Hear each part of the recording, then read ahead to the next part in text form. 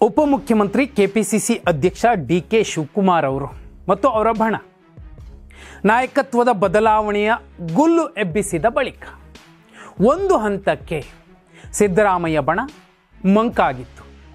ಅದರಲ್ಲೂ ನಾಗೇಂದ್ರ ಅವರನ್ನು ಸಂಪುಟದಿಂದ ತೆಗೆದ ಮೇಲೆ ಅಥವಾ ಅವರ ರಾಜೀನಾಮೆ ಪಡ್ಕೊಂಡ ಮೇಲೆ ರಾಜಣ್ಣ ಅವರ ಒಂದು ಸಂಪುಟದಿಂದ ವಜಾಗೊಳಿಸುವಂತಹ ಅಧ್ಯಾಯ ನಡೆದ ಮೇಲೆ ಎಲ್ಲವೂ ಕೂಡ ಮಂಕಾಗಿತ್ತು. ಆದರೆ ಈಗ ಬಿಹಾರಕ್ಕೆ ಏನು ವೋಟ್ ಚೋರಿ ರ್ಯಾಲಿಯಲ್ಲಿ ಭಾಗವಹಿಸಲಿಕ್ಕೆ ಸಿದ್ದರಾಮಯ್ಯ ಅವರು ಹೋದಾಗ ಬಿಹಾರದ ಚುನಾವಣೆಯ ಸಂದರ್ಭ ಒಂದಷ್ಟು ಪ್ರಚಾರ ವೇದಿಕೆಗಳಲ್ಲಿ ಭಾಗವಹಿಸೋದಕ್ಕೆ ಹೋದಾಗ ಒಂದು ಫೋಟೋ ವೈರಲ್ ಆಗ್ತಿದೆ. ಅದು ಅತ್ಯಂತ ಸ್ಪಷ್ಟವಾಗಿ ಹೇಳ್ತಿರುವಂತಹ ಸಂದೇಶ ಒಂದೇ: ಅಹಿಂದ ಕೋಟೆಯಲ್ಲಿ ಮತ್ತೊಮ್ಮೆ ಸಿದ್ದರಾಮಯ್ಯ ಅವರ ಖಡಕ್ ಮೆಸೇಜ್ ಹೋಗಿದೆ.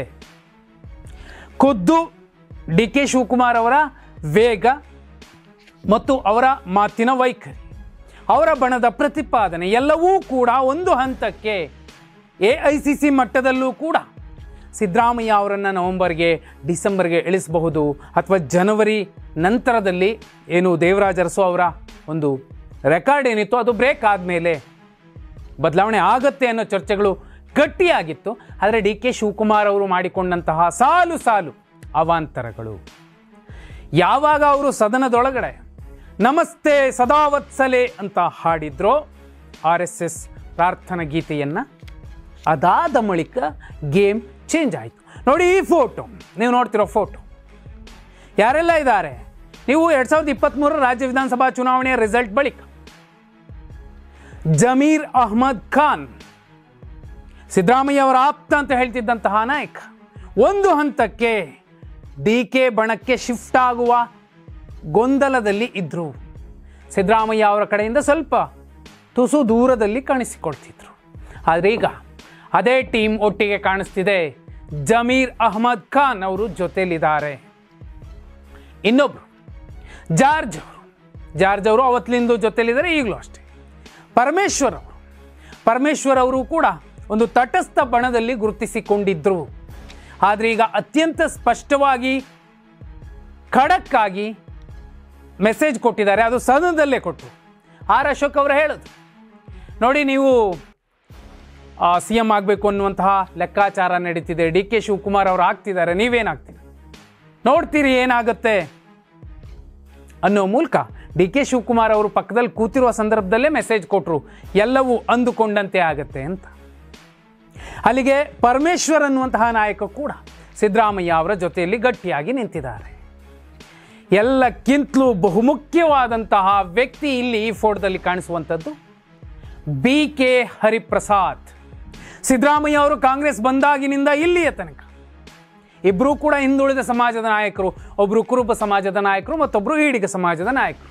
ಇಬ್ಬರೂ ಕೂಡ ಒಟ್ಟಿಗೆ ಒಂದೇ ವೇವ್ಲೆನ್ಸಲ್ಲಿ ಕಾಣಿಸಿಕೊಳ್ಳಲಿಲ್ಲ ಅಥವಾ ಚರ್ಚೆಗಳಾಗಲಿಲ್ಲ. ಯಾವಾಗ ಹಿಂದುಳಿದ ವರ್ಗಗಳ ಆಯೋಗ ಜಾತಿಗಣತಿಯ ವಿಚಾರ ಚರ್ಚೆಗಳಾಯಿತು, ಆಗ ಸಿದ್ದರಾಮಯ್ಯ ಅವರ ಜೊತೆಯಲ್ಲಿ ಗಟ್ಟಿಯಾಗಿ ನಿಂತಿದ್ದು ಇದೇ B.K. ಹರಿಪ್ರಸಾದ್ ಅವರು. ಡಿ.ಕೆ. ಶಿವಕುಮಾರ್ ಅವರ ಜೊತೆಯಲ್ಲಿ ತುಂಬ ಗಟ್ಟಿ ಸಂಬಂಧ ಹೊಂದಿರುವಂತಹ ನಾಯಕ ಅಂತ ಬಹುಪಾಲು ಮಾಧ್ಯಮಗಳು ಹೇಳ್ತಾನೆ ಬಂದಿದ್ವು. ಆದರೆ ಈಗ B.K. ಹರಿಪ್ರಸಾದ್ ಅವರು ಸಿದ್ದರಾಮಯ್ಯ ಅವರ ಜೊತೆಯಲ್ಲಿ ತುಂಬ ಬಲವಾಗಿ ಬೆಂಬಲ ನೀಡುತ್ತಾ ನಿಂತಿದ್ದಾರೆ. 2023 ರಿಸಲ್ಟ್ ಬಂದ ಮೇಲೆ ಈಡಿಗ ಕೋಟಾದಲ್ಲಿ B.K. ಹರಿಪ್ರಸಾದ್ ಅವರಿಗೆ ಅವಕಾಶ ಸಿಗುತ್ತೆ ಅನ್ನುವಂಥದ್ದು ಗಟ್ಟಿಯಾದಾಗ ಒಂದು ಹಂತಕ್ಕೆ ಸಿದ್ದರಾಮಯ್ಯ ಅವರು ಒಪ್ಕೊಂಡಿದ್ರು. ಆದರೆ ಅವರ ಬದಲಿಗೆ ತಮ್ಮ ಗುರುವಿಗೆ ಕಾಣಿಕೆ ಕೊಡಬೇಕು ಅನ್ನೋ ಕಾರಣಕ್ಕೋಸ್ಕರ ಮಧು ಬಂಗಾರಪ್ಪ ಅವರನ್ನು ಸಂಪುಟಕ್ಕೆ ತೆಗೆದುಕೊಂಡಂತಹ ಪ್ರಭಾವ ಮತ್ತು ಪ್ರಭಾವಿ ಯಾರು ಅನ್ನೋದು B.K. ಹರಿಪ್ರಸಾದ್ ಅವರಿಗೆ ಗೊತ್ತಾಗಿದೆ. ಈಗ ನೋಡಿ, ಒಂದು ಕಡೆ ಕುರುಬ ಸಮಾಜದ ನಾಯಕ, ಮತ್ತೊಂದು ಕಡೆ ಈಡಿಗ ಸಮಾಜದ ನಾಯಕ, ದಲಿತ ನಾಯಕರು, ಅಲ್ಪಸಂಖ್ಯಾತ ನಾಯಕರು ಎಲ್ಲರೂ ಕೂಡ ಗಟ್ಟಿಯಾಗಿ ನಿಂತ್ಕೊಂಡು ಕೊಟ್ಟ ಮೆಸೇಜ್ ಒಂದೇ: ಅಹಿಂದ ಕೋಟೆಯಲ್ಲಿ ಈಗ ಬಹುದೊಡ್ಡ ಬದಲಾವಣೆ ಏನು ಆಗೋದಿಲ್ಲ, ಮುಖ್ಯಮಂತ್ರಿಯಾಗಿ ಸಿದ್ದರಾಮಯ್ಯ ಅವರೇ ಪೂರ್ಣಾವಧಿಗೆ ಇರ್ತಾರೆ. ನೋಡಿ, ತುಂಬ ಸ್ಪಷ್ಟವಾಗಿ ಡಿ.ಕೆ. ಶಿವಕುಮಾರ್ ಅವರ ಏನೆಲ್ಲ ಪ್ಲಾನ್ಗಳಿತ್ತು, ಇಲ್ಲ ಅವರನ್ನ ಇಳಿಸ್ತಾರೆ, ಗಟ್ಟಿಯಾಗಿ ಒಂದು ಅಧಿಕಾರ ಹಂಚಿಕೆಯ ಚರ್ಚೆ ಆಗಿತ್ತು, ಎಲ್ಲವೂ ಗೊತ್ತಿದೆ ಹೈಕಮಾಂಡ್ಗೆ, ನೋಡ್ತೀರಿ ಬದಲಾವಣೆಗಳಾಗತ್ತೆ ಅಂತ.